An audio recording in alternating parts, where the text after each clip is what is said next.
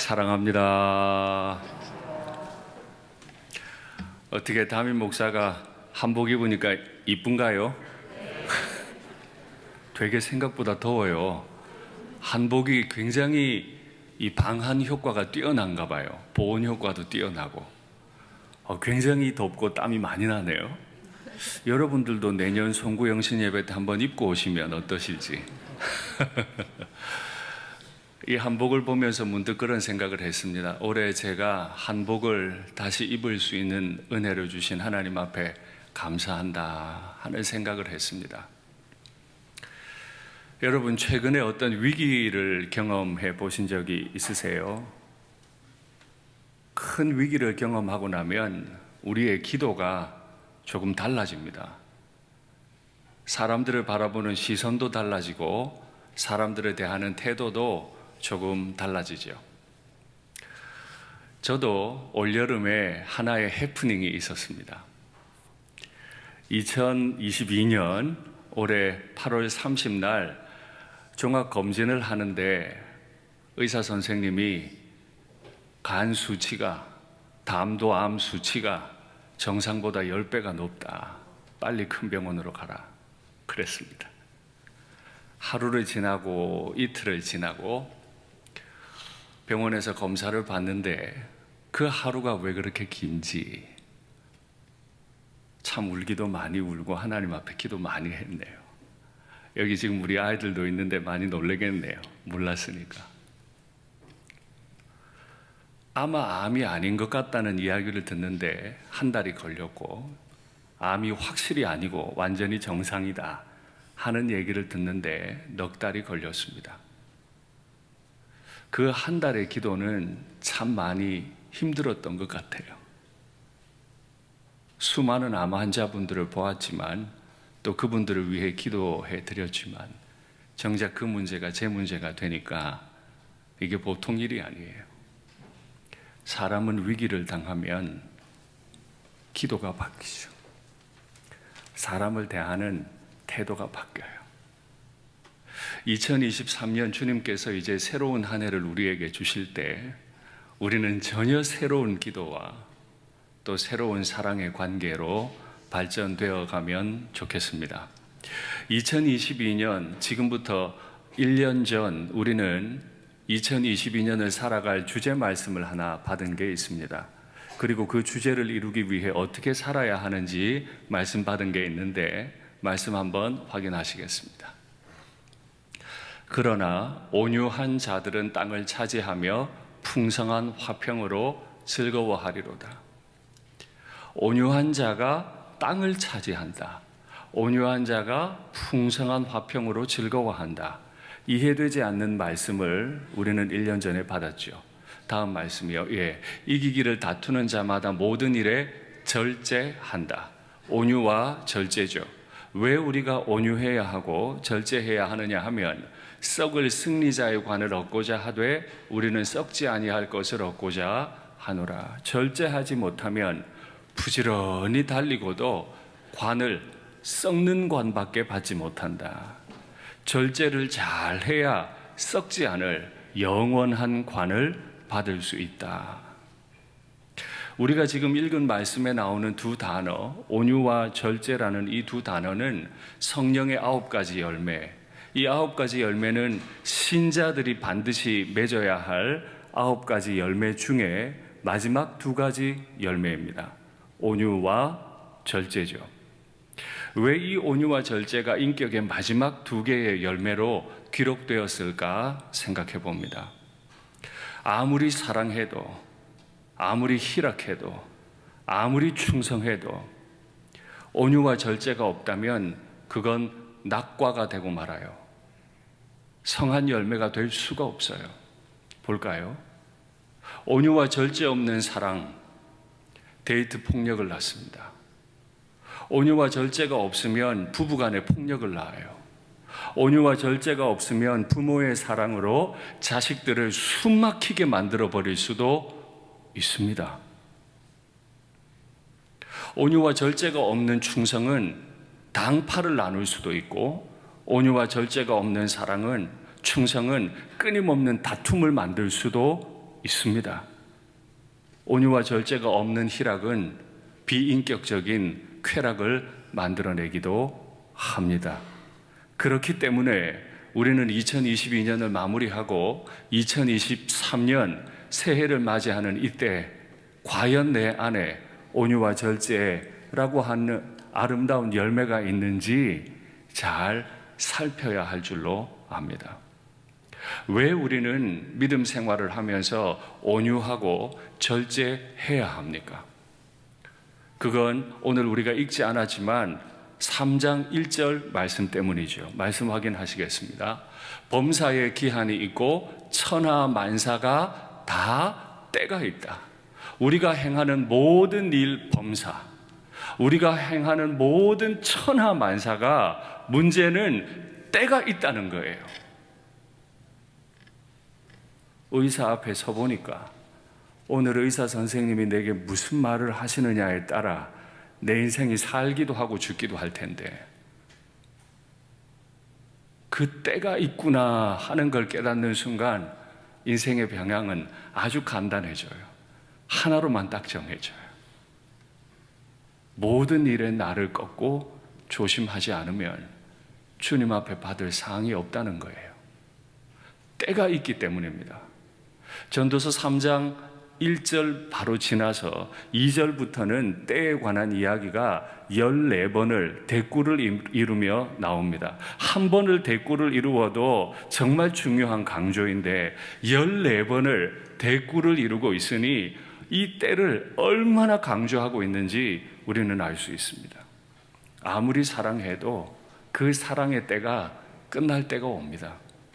내가 아무리 충성스러워도 그 충성의 때가 끝날 때가 와요. 내가 아무리 기뻐하고 싶어도 그 기뻐하는 때가 끝날 때가 옵니다. 내가 아무리 같이 가족들과 있고 싶어도 더 이상 가족들과 함께 할 수 없을 때도 반드시 옵니다. 그렇기 때문에 우리는 날마다 멈추어 서서 나 자신을 온유하게 다듬고 절제하지 않으면 안 됩니다. 하나님께서 행하시는 모든 것은 영원히 있을 것이라. 그렇죠.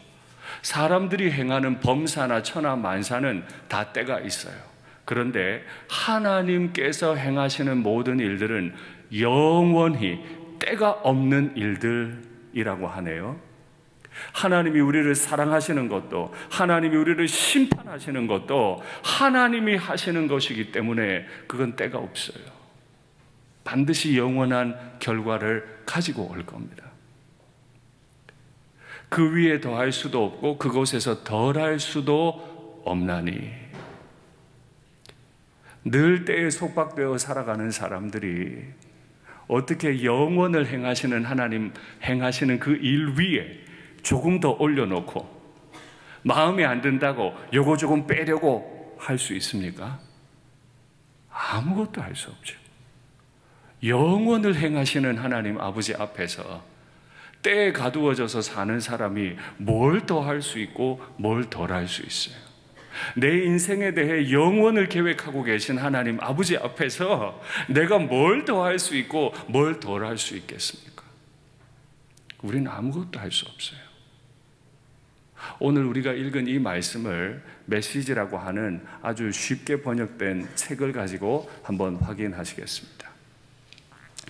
내가 내린 또 하나의 결론은 하나님이 행하시는 모든 일은 항상 그대로 이루어진다는 거다. 우리는 때에 가두어져 있기 때문에 당신을 영원히 사랑해 해도 영원히 사랑할 재간이 없어요. 그러나 하나님은 영원하시기 때문에 내가 너를 영원히 사랑해 라고 말하시면 그건 반드시 영원히 사랑하게 될 겁니다. 거기에 무엇을 보탤 수도 뺄 수도 없어요. 하나님이 그렇게 정하셨고 그것으로 끝이에요. 이것은 질문을 그치고 거룩한 두려움으로 하나님을 예배하라는 뜻이다. 질문을 그치라는 거예요. 하나님 언제까지요? 하나님 왜 이러십니까? 이런 말 하지 말라는 뜻이죠. 그러면 하나님 앞에 어떤 질문도 하지 말고 그저 정해놓은 대로 운명론자처럼 고개 푹 숙이고 아무 생각 없이 살아가라는 그런 뜻입니까? 우리 믿음의 사람들은 눈에 초점도 없고 열정도 없고 의미도 없이 그저 시간이 흘러가는 대로 그렇게 살아가면 된다는 뜻입니까? 아니지요. 분명 다른 이유가 있을 겁니다. 하나님이 이렇게 행하심은 사람들이 하나님 앞에서 하나님을 경외하려 하심인 줄 내가 알았노라. 하나님은 영원을 사시고 우리에게는 때를 다 정해놓으신 것은 하나님 앞에서 경외하며 살아가게 하기 위함이라. 좀 억울하죠. 경외가 무엇이길래 우리에게 때를 함부로 정해놓으시고 함께 살 때와 함께 살지 못할 때를 마음대로 정하십니까? 질문하고 싶죠. 그러나 하나님은 그게 아니라는 거예요. 때를 정하신 건 우리로 억울하게 살려고 하신 게 아니고 하나님을 경외하며 살아가게 하기 위함인데, 경외는 어떻게 나타나게 되는 것이고 경외한다는 건 어떤 의미일까요? 우리가 어릴 때 주일학교 다닐 때부터 많이 들었던 단어가 경외입니다. 하나님을 경외하라는 거예요. 신자가 하나님을 경외한다 할 때 그 경외는 어디서 나타날까요? 말씀 확인하시겠습니다. 여호와여, 주께서 죄악을 지켜보실진대. 제가 처음 그 부담스러운 말을 듣고 암센터를 여러 차례 오가면서 늘 하나님 앞에 저를 살피면서 할 수밖에 없었던 고백은, 하나님, 제가 죄인입니다. 제 시선 하나도 죄인입니다. 다 용서해 주십시오. 그거밖에 할 기도가 없었어요. 하나님이 죄악을 지켜보시면 누가 하나님 앞에 서겠습니까? 하나님이 저의 폐부를 아시는데 저를 폐부를 바라보시면 제가 하나님 앞에 어떻게 의롭다고 설 수 있어요? 설 수 없잖아요. 그러나 사유하심이, 용서하심이 주께 있음은 주를 경외하게 하심이니이다. 내가 너를, 죄가 많은 줄 알지만 너의 죄를 용서하기 위해 내 아들 대신 죽였어. 그리고 나는 너를 사랑한다. 이렇게 하신 이유는 나로 하여금 하나님을 경외하게 하기 위해서다. 나 곧 내 영혼은 여호와를 기다리며 나는 주의 말씀을 바라는도다. 우리의 경외는 딱 정해놓은 운명을 따라 살아가는 깡마른 운명론자의 그것과 전혀 다릅니다. 우리의 경외는 내 속에, 내 세포 하나하나마다 있는 내 죄를 다 아시고도, 그 앞에 설 수 없는 죄인인 걸 다 아시고도 오늘 하루를 살아가게 해주시고 2022년을 살게 하셨을 뿐 아니라 2023년을 기대하게 하시고 이 죄인이 이 한복을 다시 한번 더 입을 수 있게 해주시고 내년도 내후년에도 평생 동안 입게 해주실 것을 기대하게 하시는 하나님의 용서하시는 사랑이 너무 커서 그 앞에 경외하는 거죠. 두려워 벌벌 떠는 게 아니고, 두려워 벌벌 떨게 하실 수 있지만은 그렇게 행하지 않으시고 다 품어주시는 하나님의 사랑 때문에 우리는 하나님을 경외합니다. 그러면 하나님의 사랑 때문에 하나님을 경외하는 사람은 어떤 방식으로 하나님을 경외할까요? 말씀 확인하시겠습니다. 너희는 여호와의 선하심을 맛보아 알아라. 하나님이 얼마나 선하신지 하나님의 선하심을 맛으로 볼 수 있대요. 할렐루야. 날마다 하나님의 선하심을 이 혀끝으로 맛보는 은혜가 있으시기를 바랍니다. 아멘. 그 선하심을 어떻게 맛보냐 하면 그에게 피하는 자는 복이 있다. 너희 성도들아 여호와를 경외하라. 그를 경외하는 자에게는 부족함이 없다. 젊은 사자, 힘 있는 사자는 먹이를 구하지 못해 궁핍해 줄일지라도 온유하지만 모든 일에 절제하지만 여호와를 찾는 자는 모든 좋은 것에 부족함이 없으리로다. 할렐루야. 그러니까 경외한다는 뜻은 뭐예요? 그에게 피한다. 그만을 찾는다. 이게 경외예요. 단지 눈에 안 보이는 하나님이 너무 두려워서 벌벌 떠는 게 경외가 아니라, 나를 떨게 하실 수 있지만 내 죄를 다 용서하시고 가려주시고 씻어주신 하나님의 선하심을 하나하나 찍어서 맛보다가 이 선하심이 얼마나 큰지, 얼마나 단지, 하나님이 날 사랑하시는 게 얼마나 좋은지, 그래서 일만 생기면 하나님께로 도망가요. 하나님께로 피해요. 일만 생기면 부지런히 하나님 앞에 쫓아가서 하나님 앞에만 자꾸 부르짖게 돼요. 할렐루야. 그러니 2023년 경외하며 산다고 할 때 어떻게 사시겠습니까? 이 강단에서 선포되는 단 한 번의 말씀을 금덩어리를 받는 마음으로 사모함으로 받으십시오. 이 목사님 설교 잘하고 저 목사님은 설교 좀 덜 하고 이 목사님은 맨날 저 설교고, 그런 거 하지 마세요. 그런 거 할 정신 없어요. 우리 금덩어리 그렇게 받습니까? 아니죠. 누가 주신 말씀이든 그 말씀을 금덩어리를 받듯 한 번의 말씀, 한 구절의 말씀이라도 간절하게 사모하는 말씀으로 주님 말씀 받으십시오. 한 번을 기도하더라도 간절하게 골방 기도하시고 새벽 기도하시고 주님 앞에 나와 부지런히 주님께 피하십시오. 그것이 하나님을 경외하는 사람들의 삶의 방식이라. 이렇게 하나님을 경외하는 사람들에게 나타나는 특징은 바로 성령의 열매와 같은 인간관계, 인격적인 열매로 드러나게 됩니다. 먼저는 가정에서 부부 관계가 변해요. 에베소서 5장 21절에 보면 그리스도를 경외함으로, 그리스도께서 날 용서하셨기 때문에 내가 그리스도께로 부지런히 피하고 그리스도께 부지런히 부르짖는 남편과 아내는 그리스도를 경외함으로 피차 복종할지니라. 이제 남편과 아내가 서로를 대할 때 복종하는 관계가 되면 좋겠습니다. 서로를 아프게 하는 말을 하지 않으면 좋겠어요. 남편이 무엇을 말하든 아내가 무엇을 말하든 오늘 하루를 살 수 있다는 게 얼마나 감사해요. 저 사람이 내 남편이고 저 사람이 내 아내고 이렇게 1년을 살고 10년을 살고 30년, 40년을 살 수 있다는 게 얼마나 감사해요. 그러니 피차 복종하십시오. 피차 복종하십시오. 그리스도를 경외하기 때문에, 그리스도를 경외하기 때문에 우리에게 나타나는 특징은 피차 복종이에요. 이렇게 그리스도를 경외하고 하나님을 경외했던 한 소년이 있죠. 바로 요셉입니다.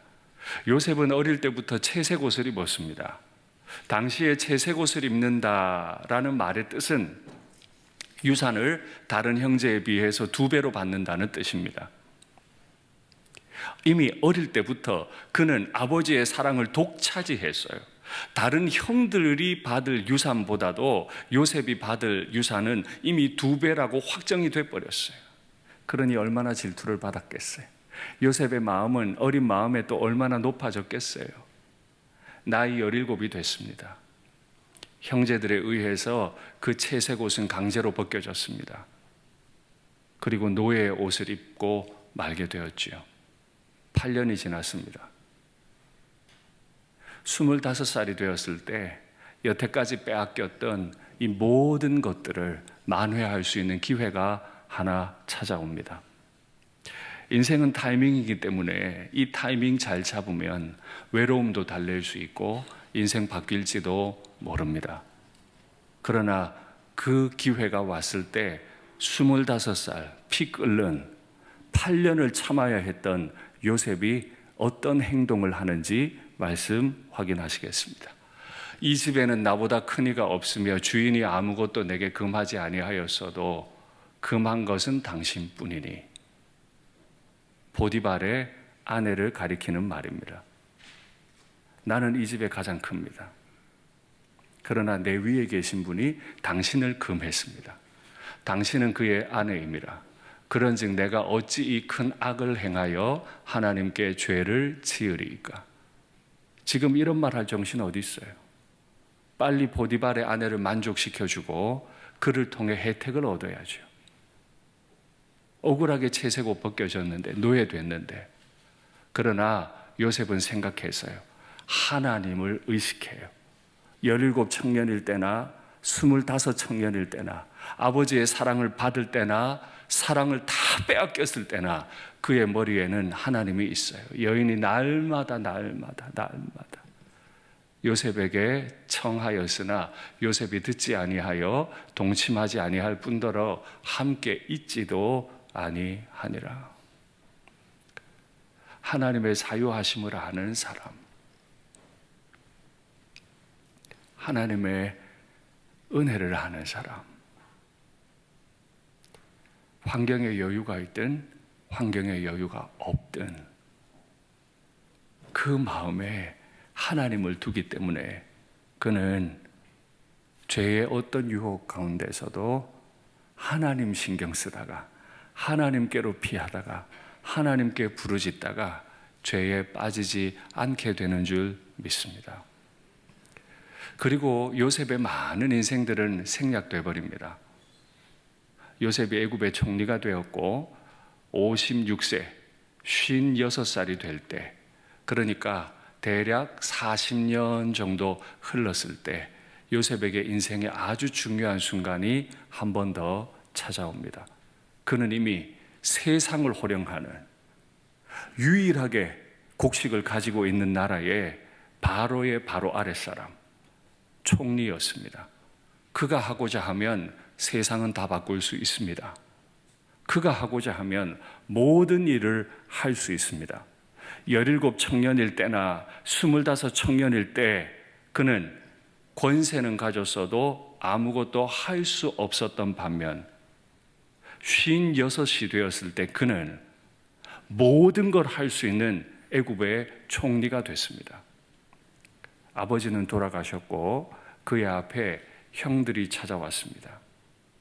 형들의 고민은 요셉이 아버지 때문에 우리를 안 죽인 거지.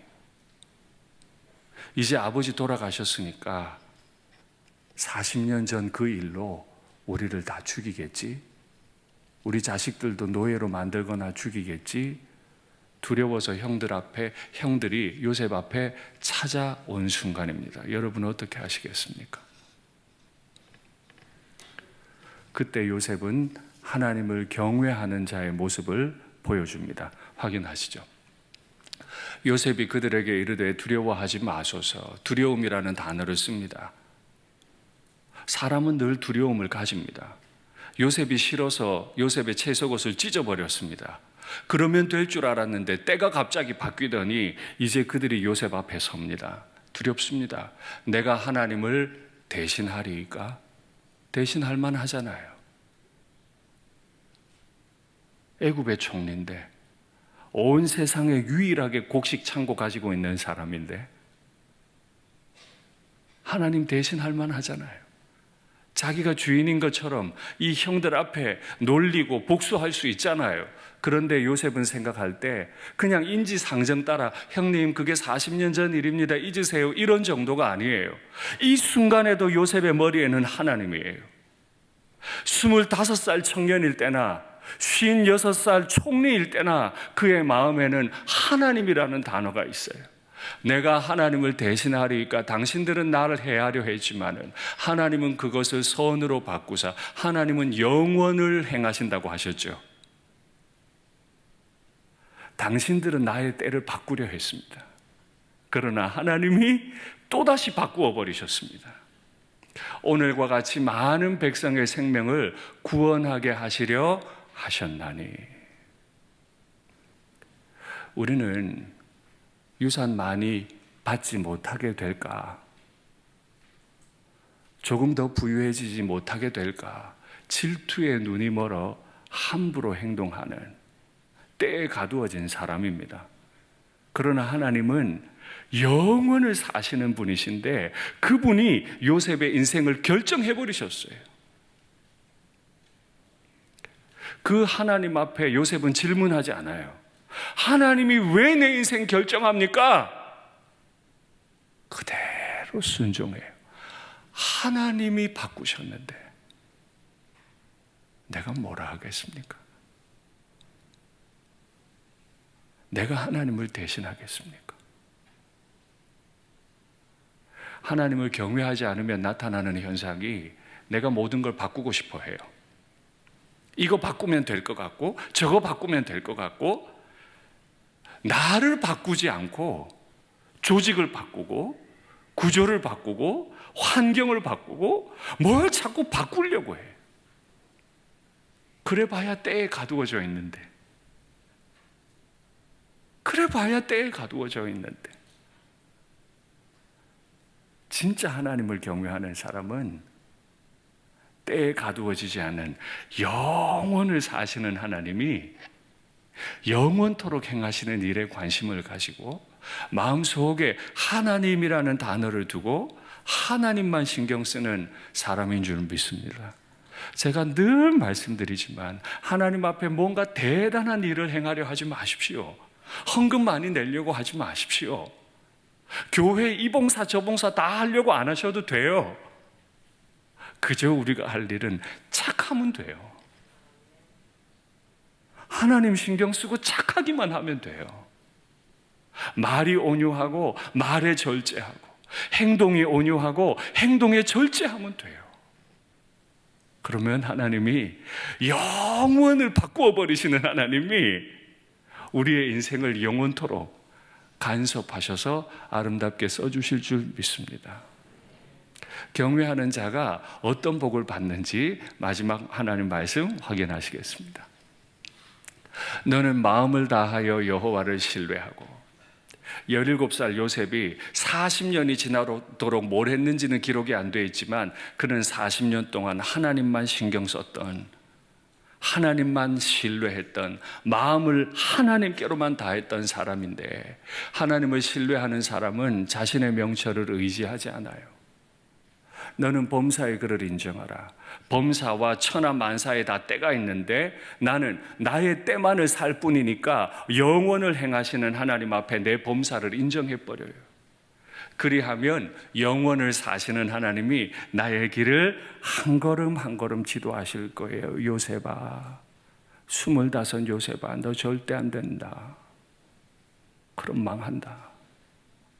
56 요셉아, 너 절대 그렇게 복수하면 안 돼. 그럼 망하는 거야. 그 길의 지도를 따를 때 요셉이 얼마나 복을 누렸습니까? 스스로 지혜롭게 여기지 말지어다. 여호와를 경외하며 악을 떠날지어다. 경외하려 하면 먼저 내 지식을, 내 명철을, 내 경험을 부정해야 합니다. 인생 좀 안다고 말하지 마십시오. 내 가정을 좀 안다고 말하지 마십시오. 교회를 좀 안다고 말하지 마십시오. 이 세상살이 좀 안다고 말하지 마십시오. 그래 봐야 때 안에 가두어진 지식일 뿐이에요. 영원을 행하시고 모든 걸 마음대로 바꾸실 수 있는 하나님 앞에 그건 아무것도 아니니까요. 하나님을 경외하려 하면 하나님의 지도를 받으십시오. 하나님의 지도를 받으면 영원히 안전한 삶을 살게 될 줄 믿습니다. 말씀을 맺겠습니다. 한 해가 다 갑니다. 이제 한두 시간 후면 이 한 해는 다 가요. 그리고 하나님이 새해를 주십니다. 이 주시는 새해에 우리는 하나님을 경외할 겁니다. 하나님께 피하시고 하나님께 부르짖으시고 하나님의 지도를 받아서 정말 평안하고 우리 인생에 낙과라고는 전혀 없는 풍성한 최상급 포도 열매를 하나님 아버지 앞에 올리고 전하는 복된 우리의 날들이 되기를 간절히 바랍니다. 아멘.